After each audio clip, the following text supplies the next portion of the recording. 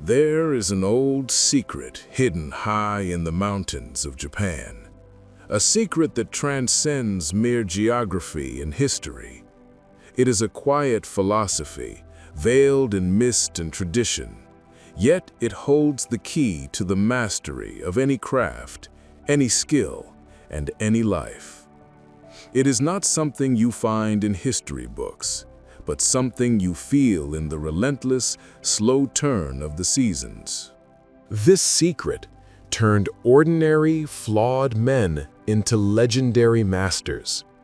They didn't achieve this through extraordinary, innate talent. They didn't rely on a single stroke of luck or divine intervention. They mastered their craft through a quiet, almost meditative practice of persistent, relentless improvement. The samurai, the artisans, and the great thinkers of that era named this philosophy with a single profound word: Kaizen. In its simplest translation, it means change for the better. But its true meaning is far deeper than a quick fix or a sudden pivot. It is a directive for a lifetime of growth. Kaizen is fundamentally not about change in great dramatic leaps. It's not the shock of a revolution, demanding everything be burned down and rebuilt overnight. It is not the sudden lightning strike of inspiration that vanishes after the storm. It is the steady, quiet rhythm of footsteps climbing a mountain that, in a sense, has no summit. The essence of Kaizen is this: taking one single small step and then committing to take that one step again every day for the rest of your life.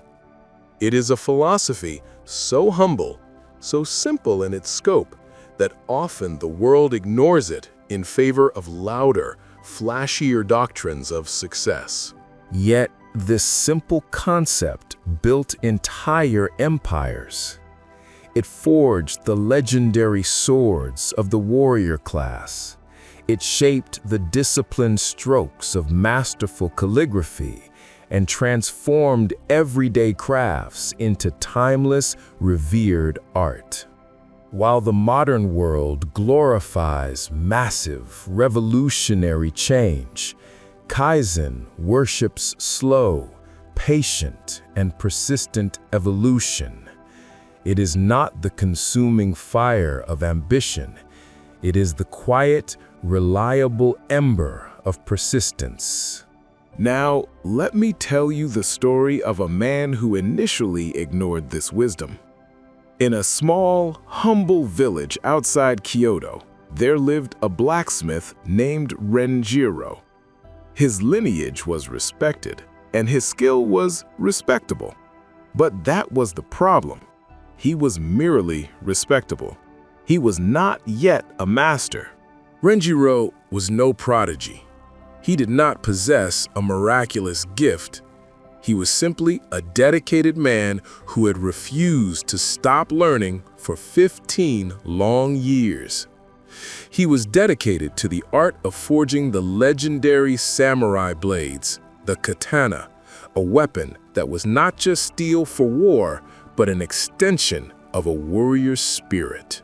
Despite his decades of effort, his swords were, tragically, ordinary. They were certainly functional, sharp, and durable, yes, but they were lifeless. They lacked that subtle spirit the great masters achieved. And Renjiro, blinded by his growing pride and frustration, mistakenly believed mastery came through radical invention. In his pursuit of instant greatness, he began changing everything all at once. The exact curve of the blade, the precise shape of the hilt, the mix of metals, and the temperature of the fire. Every day brought a different, dramatic invention, and every single day something ultimately broke or failed in the process.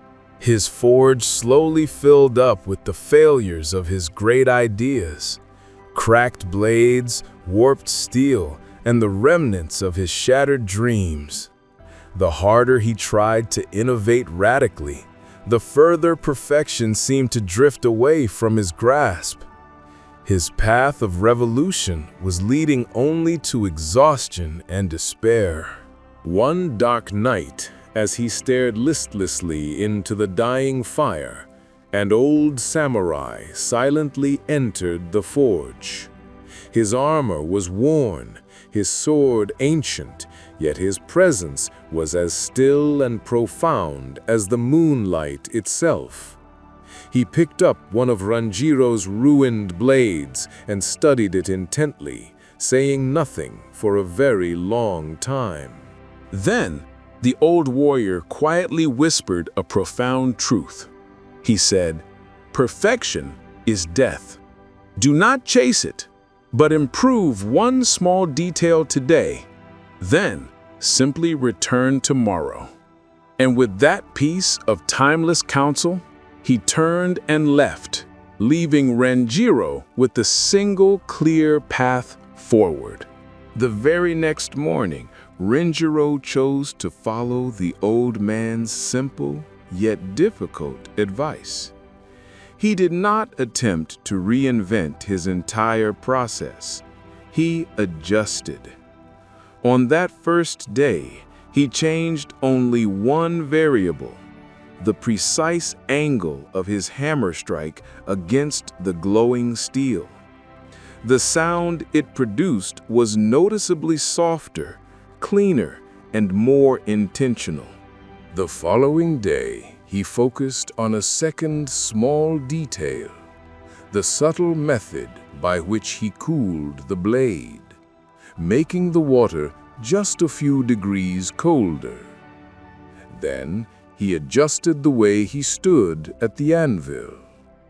Then, the focused rhythm of his breathing, the height of his anvil, the length of his meditative pause before each swing. Each deliberate change was virtually invisible to anyone watching. Yet, Ranjiro began to feel a significant shift, not immediately in the quality of the finished sword, but deep within himself. Days folded into weeks, and weeks turned into months. The seasons rolled past the village like gentle, predictable waves. His hands grew scarred, and his back bent with the years. But his spirit, his focus, became as sharp and unwavering as the blades he now forged. His work finally ceased reflecting the stressful chase for perfection. Instead, his forging now reflected pure, deep patience. And somewhere in the profound, repetitive dance between the falling hammer and the resilient steel, Ranjiro found a genuine, quiet peace. He had begun the process of mastery through small, persistent steps. The ancient samurai didn't have the benefit of modern neuroscience to explain this concept, but they intuitively understood something vital about the human mind that we are only now rediscovering. Progress does not come from massive, unsustainable effort in short bursts. True, lasting success comes from small, almost boringly consistent actions. These actions slowly, surely, rewire your brain through repetition. Every single time you execute a 1% improvement, you strengthen a vital neural pathway. Each repetition is like laying another brick in a monument. Each day, another perfectly intentional stroke of the hammer falls. Until one distant day, what once felt like an impossible, complex task becomes entirely automatic, flowing from deep within your subconscious. Kaizen is much more than just a philosophy or a technique. It is the very architecture of deep mastery itself. Those who truly practice it rarely experience the agony of burnout, precisely because they never try to rush the impossible mountain. They simply climb. They climb one step at a time, take one calm breath, and absorb one valuable lesson at a time. They allow time itself to be their ally. Years passed. The small village around Renjiro's forge changed, evolved, and matured. Children grew up watching the comforting, rhythmic glow of his forge, viewing it with the quiet reverence reserved for a temple fire. Travelers would stop their journeys, curious to see the quiet old blacksmith whose magnificent swords somehow carried a unique warmth and spirit unlike any other. Renjiro's movements became slower, yes, but infinitely more deliberate. Each gesture he made was infused with the perfect, refined rhythm of decades of practice.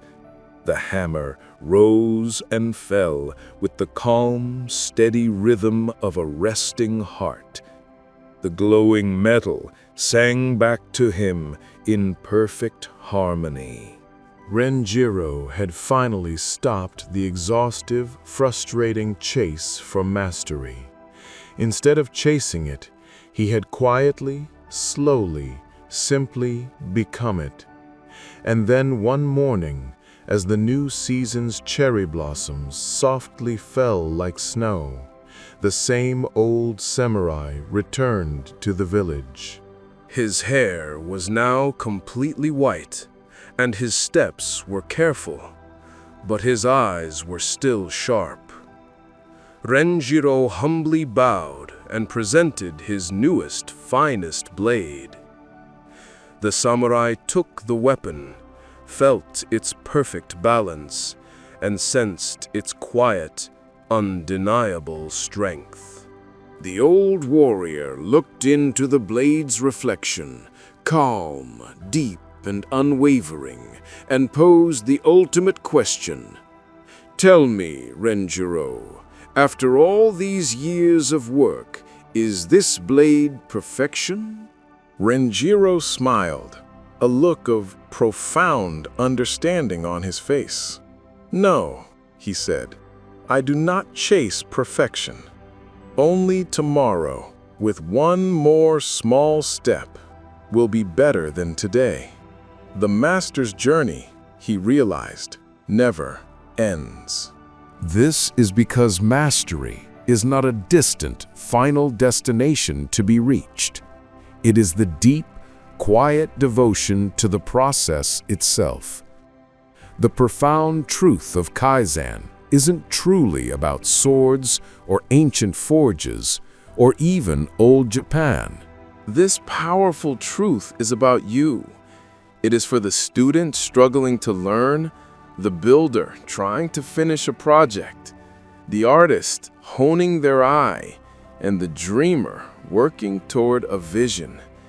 It is for anyone willing to return tomorrow slightly better than they are today. You don't need to feel the paralyzing pressure to transform your entire life overnight with a radical overhaul. You only need to learn to ask yourself every single evening one simple, powerful question. What single thing can I improve just a little bit tomorrow? Maybe that means you choose to write just one more thoughtful paragraph. Perhaps it means you commit to reading just one more dedicated page of an important book. Or maybe it simply means taking one deeper, more intentional breath when you feel stress rising. It could mean taking the opportunity to speak one kinder, more encouraging word to a family member or colleague. That In its pure, humble simplicity is the profound power of Kaizen in your daily life. It is the small action that costs little but gains everything over time. Remember that small steps compound into colossal results. An improvement of just 1% better each day becomes 37 times better over the course of a single year. A single, insignificant drop of water can carve through solid stone, not by sudden, massive force, but by quiet, determined persistence. True, lasting greatness never happens in a single, sudden, dramatic moment of inspiration. It happens quietly, persistently, in 1,000 invisible, forgotten moments of intentional action that nobody else sees but you.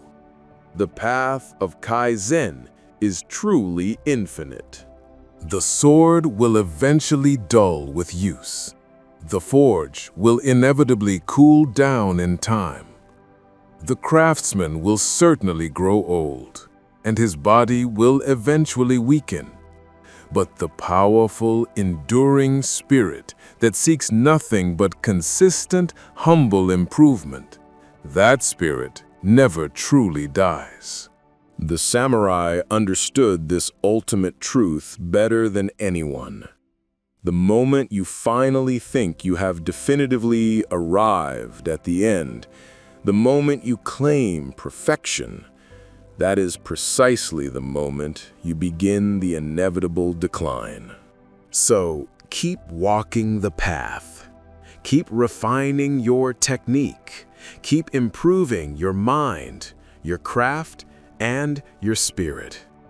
Do this not because you feel you are currently broken or flawed, but simply because you are alive and capable of growth.